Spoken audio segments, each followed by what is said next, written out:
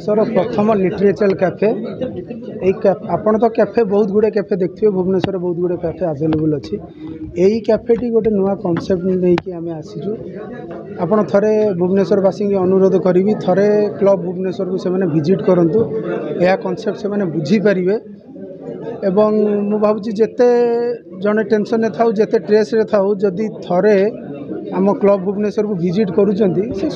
आमर आशा भरोसा से मैंने स्ट्रेसलेस हो पारे और भल अनुभव करेंगे एठी आज्ञा आपण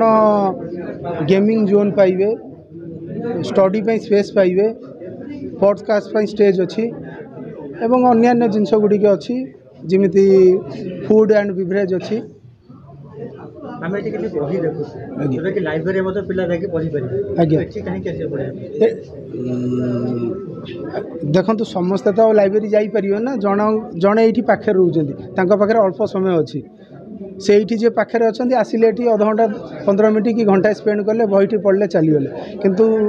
जो मानू लाइब्रेरीटा दूर में अच्छी पर समय कम अच्छी से किमिति जाइए बहीटी पढ़ी जेहेतु यहाँ लिटरेचर कैफे आम ये बही भी आवेलेबल रखीचु लोक मैंने ये आराम से आसिक बसिकी पढ़ी पारे और समय स्पेंड करें भुवनेश्वरवासी मानू